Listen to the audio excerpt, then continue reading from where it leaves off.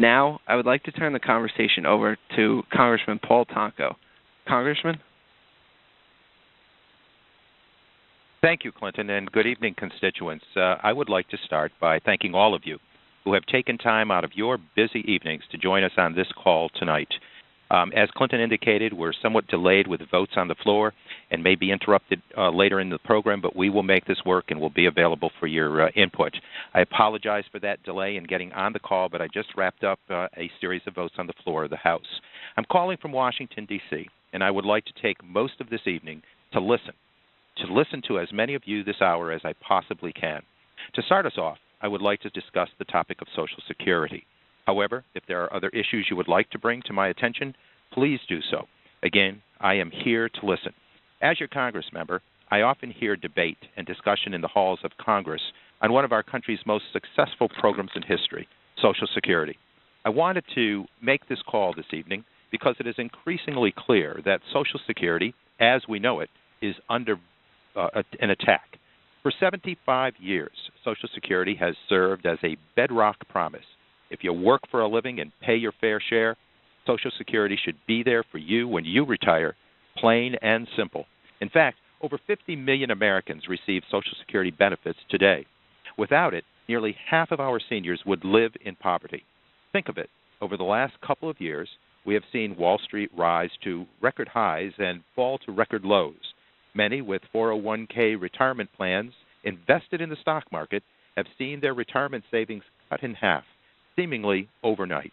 However, not a single penny was lost during this time to Social Security. It bears repeating. During the greatest recession since the Great Depression, not a single penny was lost in the Social Security Trust Fund.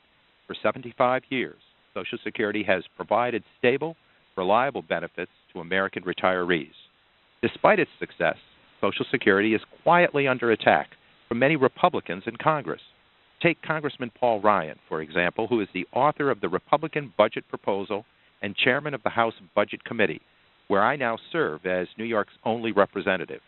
Representing the majority party in the House, Paul Ryan's budget proposal would privatize Social Security and cut its benefits.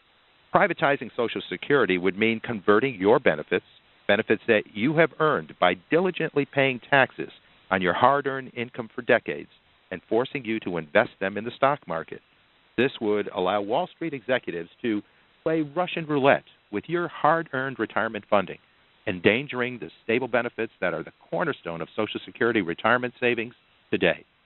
Had Social Security been privatized during this past recession, it would have lost trillions, putting all seniors who rely on it in danger of losing the income that they use to survive. Second, the Republican spending bill for the remainder of this year strips $1.7 billion, with a B, away from what the Social Security Administration needs to continue operating. The bill was passed in the dead of night last month. These extreme cuts will lead to furloughs of Social Security Administration workers for a month. You may be asking yourself, so what? Well, this would lead to unanswered phones, closed doors, and the halting of the claims process at field offices. In New York, that means 31,250 applications for Social Security could not be processed. 64,955 babies wouldn't be assigned Social Security numbers, and over 440,000 seniors would hear nothing but a dial tone and see an empty building if they tried to get help with their benefits. The economy would lose millions of dollars. Never in the history of Social Security has there been a month-long backlog of retirement and survivors' benefit applications. We are painfully close to the first. The median Social Security benefit received by a retired worker in New York is a modest $1,225 a month. However, without this income, the poverty rate among the elderly would nearly quadruple. Perhaps that is why President Franklin Delano Roosevelt was so adamant about protecting Social Security.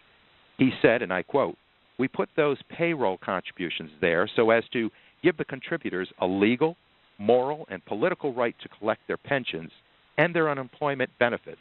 With those taxes in there, no damn politician can ever scrap my Social Security program," and I close quote. In our congressional district, Social Security benefits total $1.68 billion to over 128,000 people.